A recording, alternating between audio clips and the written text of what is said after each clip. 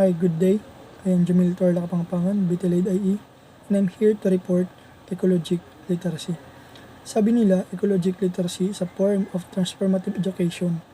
Transformative from the root word transform, which mean mag-iiba, from things to do the things. So, in ecologic literacy, the areas that are being transformed are the perception o yung the way natin tignan ang isang bagay, conception o kung paano natin isipin o alamin, and lastly, action o kung paano tayo gumalaw. In school, teachers are also required to shape, emphasize through the following 6 areas. So ito yung from parts to whole. Second is from object to relationship. Third is from objective knowledge to contextual knowledge. Fourth is from quantity to quality. Fifth is from structure to process. And lastly, content to patterns. So first is from parts to whole. So what do we mean by this? It suggests that subjects are to taught as integrated, not isolated units in the curriculum. So ang mga subject daw ay dapat itinuturo ng buo, hindi yung magkakahiwalay sa unit ng curriculum. Next is from object to relationship. It suggests that ecosystem is a community and communities are characterized by set, networks, or relationship. Sa school, sa isang classroom ay may halang tulad sa isang ecosystem. There are students and there's a teacher. That lack of one competent component is not considered as a whole. Teacher needs student and vice versa. Sa student naman ay may apply ang from object to relationship. Nagkakaroon ng relationship based process wherein nire-require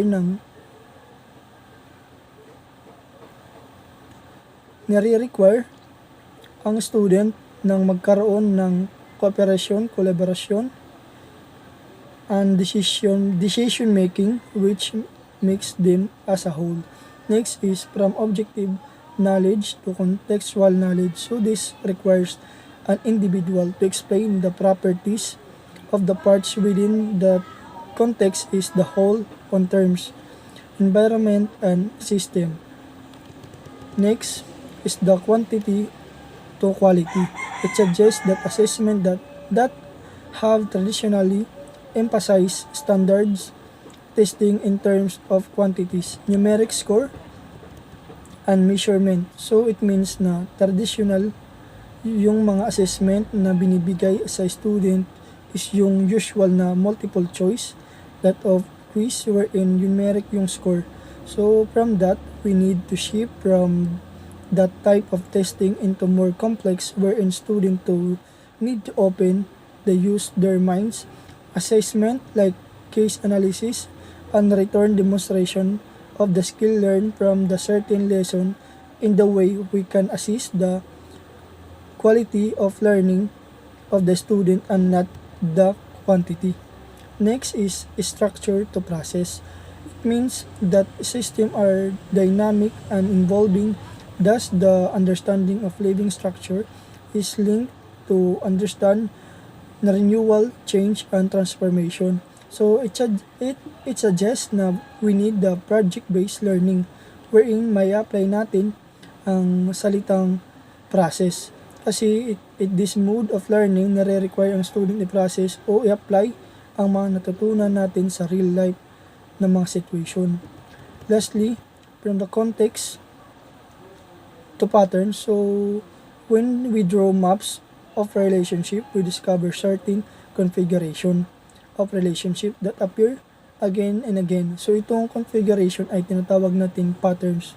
Di ba halimbawa sa isang damit ay ang design niya ay may butterfly tapos bulaklak. Then after nung butterfly, ulit tas bulaklak. So upon seeing it, mapapansin natin ang pattern. The first thing that comes into our mind is pattern niya ay bulaklak tapos flower. So instead of focusing on what living things is made, we study its pattern. This reminds us of the importance of integrating our into programs of study. So this enables children, even young age, to recognize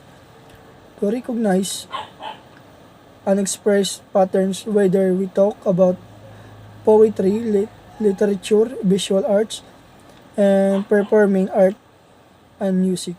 So